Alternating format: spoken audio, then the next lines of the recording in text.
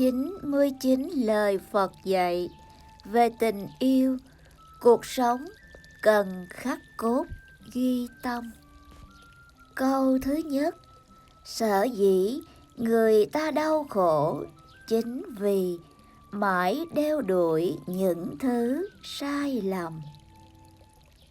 Câu thứ hai, nếu anh không muốn rước phiền não vào mình, thì người khác cũng không cách nào gây phiền não cho bạn. Vì chính tâm bạn không buông xuống nổi. Câu thứ ba, bạn hãy luôn cảm ơn những ai đem đến nghịch cảnh cho mình. Câu thứ tư, khi chúng con rơi vào cảnh ngộ trái ngang, nên nhân nhượng cầu toàn hay hăng hái chống trả. Phật dạy buông xuống. Câu thứ năm, những thứ mất đi có nhất thiết truy đòi không? Phật dạy những thứ mất đi kỳ thực chưa bao giờ thật sự thuộc về con. Không cần thương tiếc, càng không cần truy đòi. Câu thứ sáu, lý giải vĩnh viễn như thế nào? Phật dạy người người đều cảm thấy vĩnh viễn rất xa. Thật ra nó có thể ngắn ngủi đến nỗi con không hề nhìn thấy. Câu thứ bảy, cuộc sống quá mệt mỏi, làm sao nhẹ nhõm? Phật dạy cuộc sống mệt mỏi, một nửa là do sinh tồn, một nửa là do dục vọng và tị nạnh. Câu thứ 8, chúng con nên làm thế nào nắm giữ hôm qua và hôm nay? Phật dạy chớ để quá nhiều hôm qua chiếm cứ hôm nay của con. Câu thứ 9, đối với bản thân, đối với người khác như thế nào? Phật dạy đối với bản thân tốt một chút, vì cuộc đời không dài.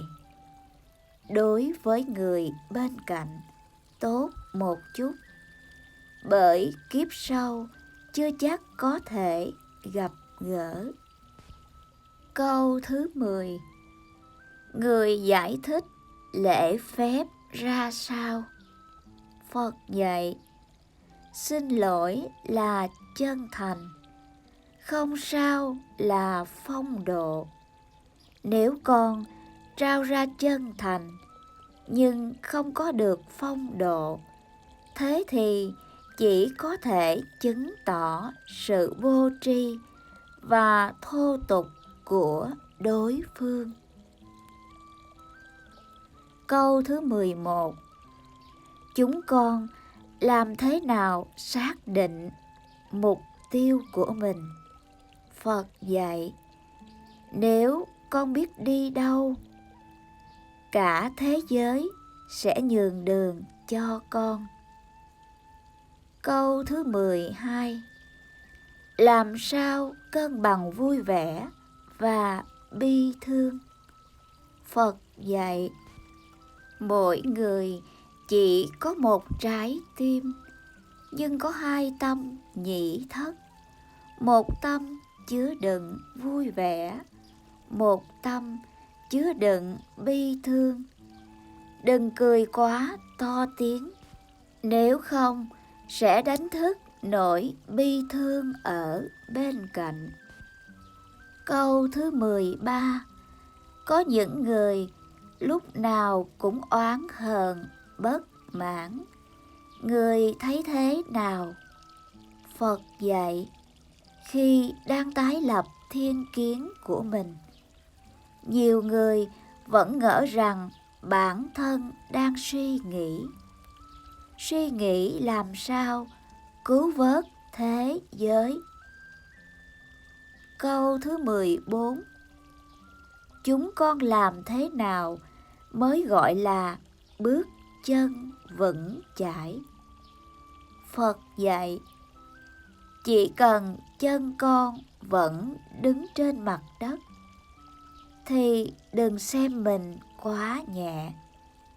Chỉ cần con vẫn sống trên thế gian thì đừng xem mình quá lớn. Câu thứ 15. Có người bảo tình yêu sẽ phai nhạt bởi thời gian. Người nghĩ sao?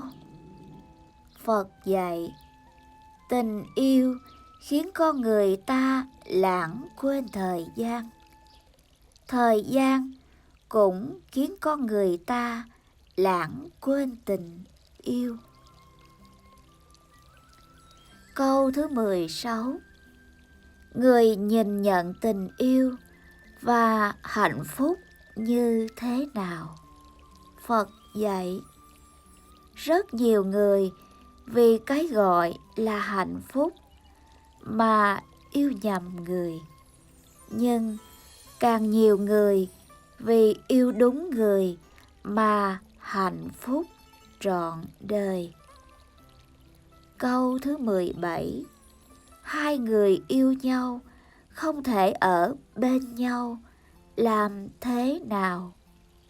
Phật dạy, không thể ở bên nhau thì không thể ở bên nhau thôi. Kỳ thực, cuộc đời cũng chẳng dài như thế. Câu thứ 18. Bạn phải luôn mở lòng khoan dung, lượng thứ cho chúng sanh, cho dù họ xấu bao nhiêu. Thậm chí họ đã làm tổn thương bạn. Bạn phải buông bỏ mới có được niềm vui đích thực. Câu thứ 19. Khi bạn vui, phải nghĩ rằng niềm vui này không phải là vĩnh hằng. Khi bạn đau khổ, bạn hãy nghĩ rằng nỗi đau này cũng không trường tồn. Câu thứ 20. Sự chấp trước của ngày hôm nay sẽ là niềm hối hận cho ngày mai. Câu thứ 21. Bạn có thể có tình yêu, nhưng đừng nên dính mắc, vì chia ly là lẽ tất nhiên. Câu thứ 22. Đừng lãng phí sanh mạng của mình trong những chốn mà nhất định bạn sẽ ân hận. Câu thứ 23. Khi nào bạn thật sự buông xuống thì lúc ấy bạn sẽ hết phiền não. Câu thứ 24. Mỗi một vết thương đều là một sự trưởng thành. Câu thứ 25. Người cuồng vọng còn cứu được, người tự ti thì vô phương. Chỉ khi nhận thức được mình, hàng phục chính mình, sửa đổi mình, mới có thể thay đổi người khác. Câu thứ 26. Bạn đừng có thái độ bất mãn người ta hoài. Bạn phải quay về kiểm điểm chính mình mới đúng. Bất mãn người khác là chuốc khổ cho chính bạn. Câu thứ 27. Một người nếu tự đáy lòng không thể tha thứ cho kẻ khác, thì lòng họ sẽ không bao giờ được thanh thản. Câu thứ 28. Người mà trong tâm chứa đầy cách nghĩ và cách nhìn của mình, thì sẽ không bao giờ nghe được tiếng lòng người khác. Câu thứ 29. Hủy diệt người chỉ cần một câu, xây dựng người lại mất ngàn lời. Xin bạn đa khẩu hạ lưu tình.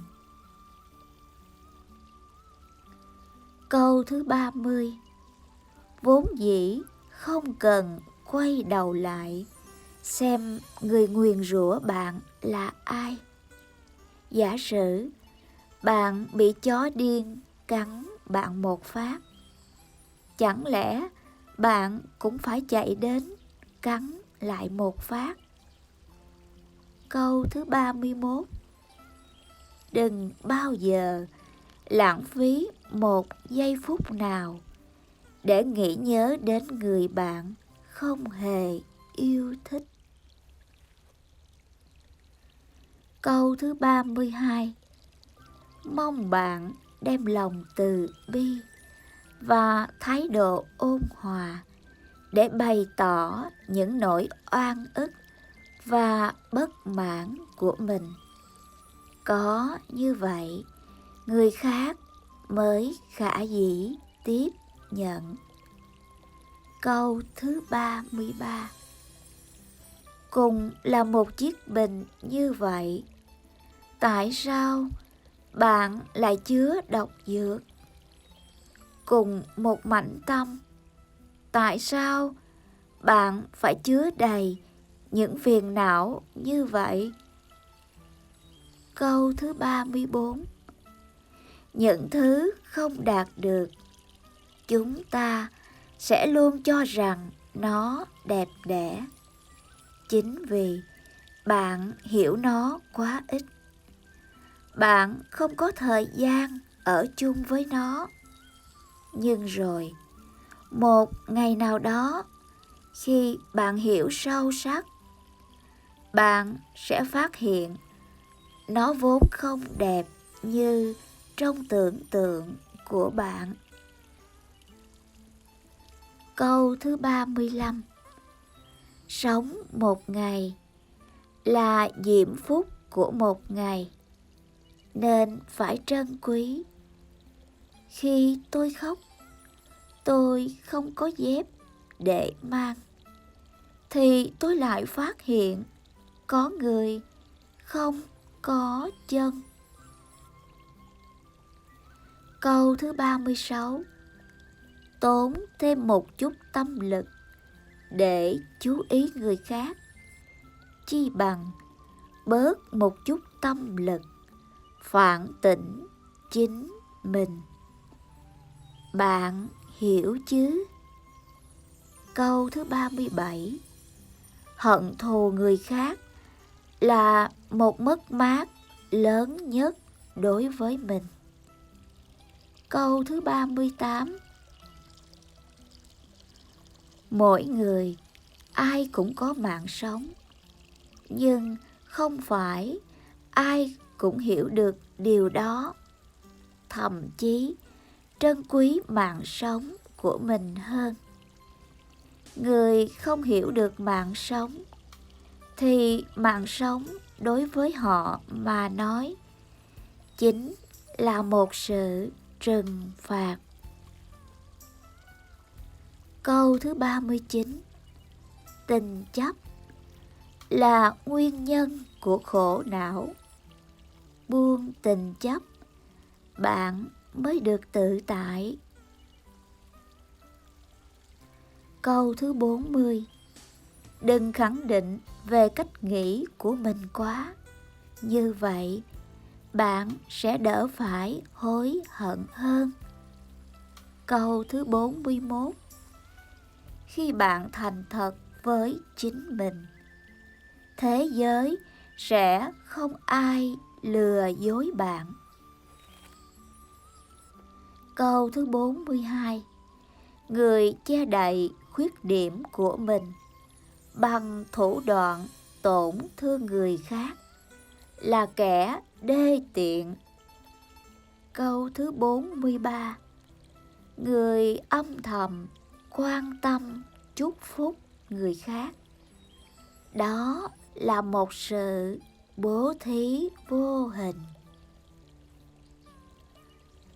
Câu thứ 44. Đừng gắng sức suy đoán cách nghĩ của người khác. Nếu bạn không phán đoán chính xác bằng trí huệ và kinh nghiệm, thì mắc phải nhầm lẫn là lẽ thường tình. Câu thứ 45. Nếu hiểu một người, chỉ cần xem mục đích đến và xuất phát điểm của họ có giống nhau không, thì có thể biết được họ có thật lòng không. Câu thứ 46. Chân lý của nhân sinh chỉ là giấu trong cái bình thường đơn điệu. Câu thứ 47. Càng không tắm rửa thì càng sức nước hoa càng thấy thối. Danh tiếng và tôn quý đến từ sự chân tài thực học, có đức tự nhiên thơm. Câu thứ 48. Thời gian sẽ trôi qua, để thời gian xóa sạch phiền não của bạn đi. Câu thứ 49. Bạn cứ xem những chuyện đơn thuần thành nghiêm trọng, như thế bạn sẽ rất đau khổ. Câu thứ 50. Người luôn e dè với thiện ý của người khác thì hết thuốc cứu chữa. Câu thứ 51. Nói một lời dối gian thì phải bịa thêm 10 câu không thật nữa để đáp vào. Cần gì khổ như vậy. Câu thứ 52. Sống một ngày vô ích, không làm được chuyện gì, thì chẳng khác gì kẻ phạm tội ăn trộm. Câu thứ 3. Quảng kết chúng duyên chính là không làm tổn thương bất cứ người nào. Câu thứ 54. Im lặng là một câu trả lời hay nhất cho sự phỉ báng. Câu thứ 55.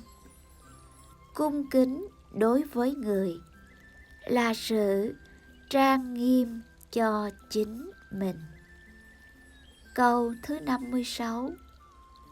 Có lòng thương yêu vô tư thì sẽ có tất cả. Câu thứ 57. Đến là ngẫu nhiên, đi là tất nhiên, cho nên bạn cần phải tùy duyên mà hằng bất biến, bất biến mà hằng tùy duyên. Câu thứ 58. Từ bi là vũ khí tốt nhất cho chính bạn. Câu thứ 59. Chỉ cần đối diện với hiện thực, bạn mới vượt qua hiện thực. Câu thứ 60. Lương tâm là tòa án công bằng nhất của mỗi người. Bạn dối người khác được, nhưng không bao giờ dối nổi lương tâm mình. Câu thứ 61. Người không biết yêu mình thì không thể yêu được người khác. Câu thứ 62. Có lúc chúng ta muốn thầm hỏi mình, chúng ta đang đeo đuổi cái gì? Chúng ta sống vì cái gì? Câu thứ 63. Đừng vì một chút tranh chấp mà xa lìa tình bạn chí thân của bạn. Cũng đừng vì một chút oán giận mà quên đi thâm ân của người khác. Câu thứ 64. Cảm ơn đời với những gì tôi đã có. Cảm ơn đời những gì tôi không có. Câu thứ 65. Nếu có thể đứng ở góc độ của người khác để nghĩ cho họ thì đó mới là từ bi. Câu thứ 66. Nói năng đừng có tánh chăm chọc, đừng gây tổn thương, đừng khoe tài cán của mình, đừng phô điều xấu của người. Tự nhiên sẽ hóa địch thành bạn. Câu thứ 67. Thành thật đối diện với mâu thuẫn và khuyết điểm trong tâm mình. Đừng lừa dối chính mình. Câu thứ 68. Nhân quả không nợ chúng ta thứ gì, cho nên xin đừng oán trách nó. Câu thứ 69.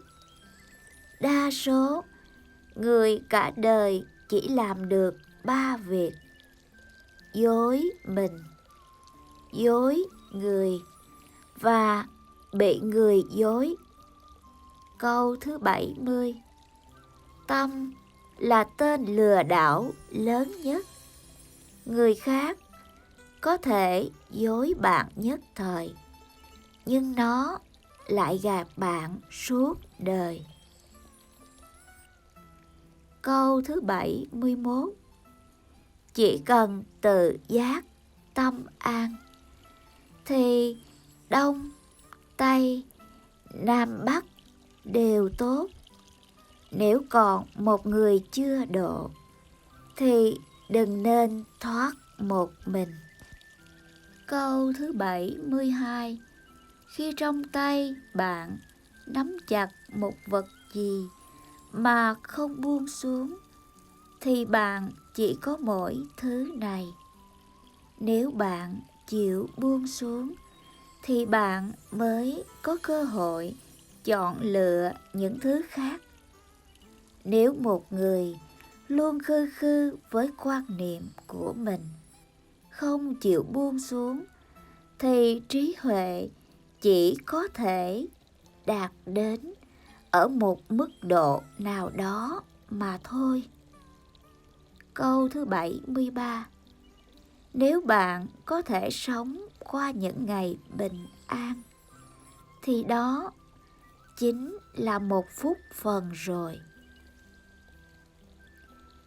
Biết bao nhiêu người hôm nay đã không thấy được vầng thái dương của ngày mai. Biết bao nhiêu người hôm nay đã trở thành tàn phế. Biết bao nhiêu người hôm nay đã đánh mất tự do. Biết bao nhiêu người hôm nay đã trở thành nước mất, nhà tan. Câu 74. Bạn có nhân sinh quan của bạn, tôi có nhân sinh quan của tôi. tôi không dính dáng gì tới bạn. Chỉ cần tôi có thể, tôi sẽ cảm hóa được bạn. Nếu không thể, thì tôi đành cam chịu.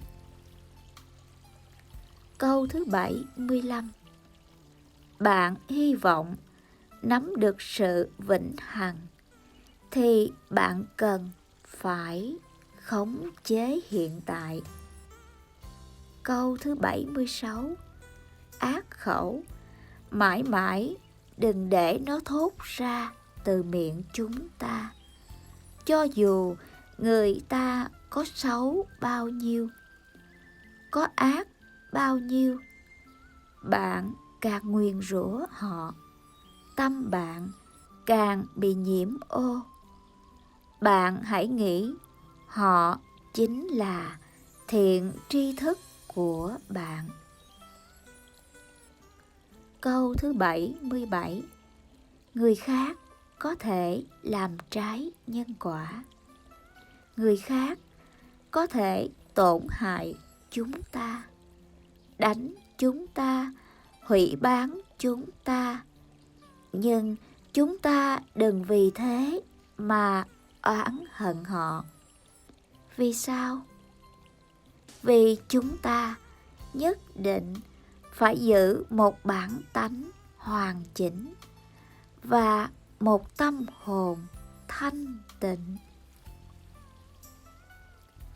Câu thứ 78.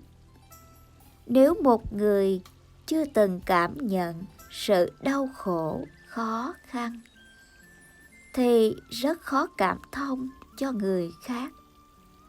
Bạn muốn học tinh thần cứu khổ, cứu nạn, thì trước hết phải chịu đựng được khổ nạn. Câu thứ 79. Thế giới vốn không thuộc về bạn, vì thế bạn không cần vứt bỏ. Cái cần vứt bỏ chính là những tánh cố chấp. Vạn vật đều cung ứng cho ta, nhưng không thuộc về ta. Câu thứ 80. Bởi chúng ta không thể thay đổi được thế giới xung quanh, nên chúng ta đành phải sửa đổi chính mình, đối diện với tất cả bằng lòng từ bi và tâm trí huệ. Câu thứ 81. Người hứa hưu, hứa vượng, đem lời nói làm trò tiêu khiển, vui đùa, thuận miệng hứa hẹn rồi không thực hiện, nói không giữ lời. Câu thứ 82. Người nịnh nọt, khua môi, búa mép, lời nói không thật thà, không thành tâm. Khi cần thì vung vào, khi không cần thì vứt bỏ, là loại người Phật dạy không nên tiếp xúc. Câu thứ 83. Người hám lợi, xem hoàn cảnh, điều kiện mới kết giao để đạt được mục đích, thu lợi về cho mình. Câu thứ 84. Người tham phú, phụ bần, đối đãi với người khác mà phân biệt sang hèn, giàu thì nịnh bợ yêu thương, nghèo thì khinh khi bạc đãi, không thật lòng đối đãi với người khác. Câu thứ 85. Người nham hiểm, lòng dạ khó lường, là loại người Phật dạy nên tránh xa, bởi thâm sâu khó đoán, thường xuyên tính kế, không biết lúc này hay lúc khác sẽ ngầm hãm hại mình để đạt được mục đích. Câu thứ 86. Người nhiều chuyện, ngồi lê đôi mắt, thích bàn tán chuyện không phải của mình. Người như vậy sẽ dễ dàng tạo thành khoảng cách, gây thị phi, tổn hại cho người khác bằng câu chuyện chưa rõ đúng sai. Tốt nhất là không nên kết giao. Câu thứ 87. Người bất hiếu, không trân trọng cha mẹ, là người thiếu phẩm cách, thiếu đạo đức. Đó là loại người Phật khuyên không kết bạn. Vì cha mẹ mà còn không đối xử tốt, vậy thì có thể tốt với ai đây? Câu thứ 88. Người chơi bời lêu lỏng, không chí thú làm ăn, là biểu hiện của việc thiếu trách nhiệm, thiếu ý thức, cùng phương hướng nhân sinh, lười nhác. Câu thứ 89. Người không có nguyên tắc sẽ không tự trọng. Quá mức khéo léo đưa đẩy làm người ta không thể tin cậy. Không kết giao với người như vậy mới có thể bảo toàn thái độ, ứng xử cùng lập trường của mình. Câu thứ 90. Hết thảy đều là hư ảo. Cuộc đời con người bắt đầu từ cát bụi, rồi lại trở về với cát bụi. Vạn vật biến chuyển không ngừng, nhân duyên sinh rồi diệt. Không có bất cứ điều gì là tồn tại vĩnh hằng. Câu thứ 94. Không thể lỡ lời. Lời nói ra như gió thoảng, nhưng đến cả cơ hội thương tiếc cũng không có đâu. Câu 95. Sắc tức là không, không tức là sắc. Sự vật nào cũng có hai mặt, vấn đề nào cũng có hai phương diện. Câu thứ 96. Nhân sinh trên đời như thân ở trong bụi gai, tâm bất động, nhân không vọng động. Người không động tâm thì không làm bậy. Người động tâm rồi nhất định phải chịu đau đớn. Thiện ác, sướng khổ đều bắt đầu từ suy nghĩ mà ra. Câu thứ 97. Phật tại tâm. Phật không ở đền, chùa, miếu mạo, mà ở trong sự nhận thức, giác ngộ của tự bản thân mỗi người. Câu thứ 98. Vợ chồng là duyên phận. Tiền kiếp ngoái nhìn nhau 500 lần mới đổi lại một lần gặp gỡ thoáng qua trong kiếp này. Câu thứ 99. Đại bi vô lệ, cực thịnh tất suy. Sự vật phát triển đến cực điểm sẽ chuyển hóa theo hướng ngược lại. Sau cùng, kính chúc quý vị thật nhiều sức khỏe, hạnh phúc và bình an. Nam mô Bổn Sư Thích Ca Mâu Ni Phật.